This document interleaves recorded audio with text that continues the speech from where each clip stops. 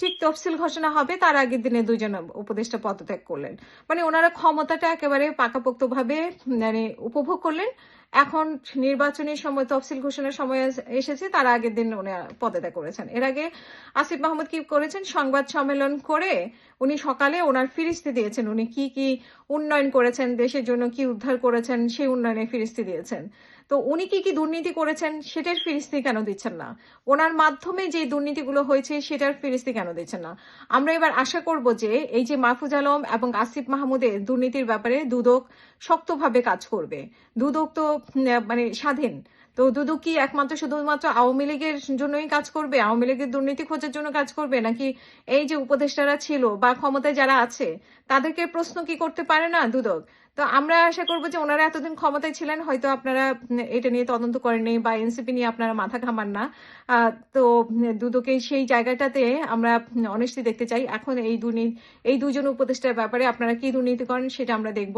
এবং এনসিপি তো মানে আপনারা দুর্নীতির কোনো কিছু করেন না দেখে, তদন্ত করেন না দেখে তারা এখন চ্যালেঞ্জ করার সাহস পায় যে তারা কোনো দুর্নীতি খুঁজে পাইলে তারা মানে ইয়ে করবে, রাজনীতি ছেড়ে দিবে, এরকম কথা বলার। কারণ তাদেরকে চ্যালেঞ্জ করবে কে? তাদের দুর্নীতির চ্যালেঞ্জ করবে কে? আর তাদের দুর্নীতির মানে খোঁজ খবর বের করবে কি দুদক যদি সহযোগিতা না করে? তো এই দুজন উপদেষ্টার ব্যাপারে আসলে কি হয়? আর কতটা চালাকি মানে তাদের, যে তারা এই সরকারের আমলটাও পুরোটা উপভোগ করলো।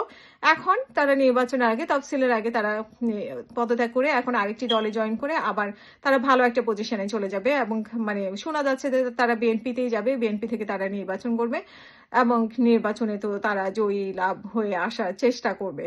তো আসলে ক্ষমতার লোভ এদের অনেক বেশি।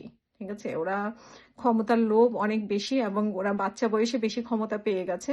তাদের সেই নৈতিকতার জায়গাটা তারা হারিয়ে ফেলেছে 5 আগস্টের পরে। তো আমরা তাদেরকে আসলে মনে প্রাণে ভালোবাসতাম, কিন্তু এখন হয়তো অনেকে বলবেন যে আমরা কেন সমালোচনা করি। নিশ্চয়ই কেন সমালোচনা করি, নিশ্চয়ই বুঝতে পারছেন কেন সমালোচনা করি। 1 বছর তারা কি করেছে, কিভাবে অন্ধকারে রেখেছে মানুষকে, এবং নিজেদের দুর্নীতি আড়াল করে রেখেছে, কোনো পত্রিকায় লিখলে তাদেরকে শাসিয়েছে, সেগুলো আমরা দেখেছি।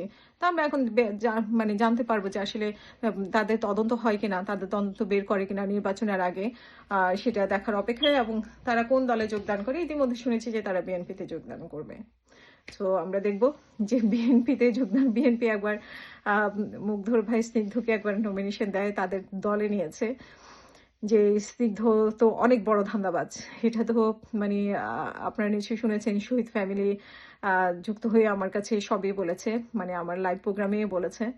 আর তাছাড়া আহ, সে নিজের আত্মীয় স্বজনকে চাকরি বাকরি দিয়ে লুটপাট করে খেয়ে সেটা জুলাই ফাউন্ডেশন শেষ করে এখন বিএনপিতে ঢুকছে আরো লুটপাট করে খাওয়ার জন্য। তো বিএনপিও দেখা যাক কাদেরকে লুটপাট করে খাওয়ার সুযোগ করে দেয় কিনা সবাইকে।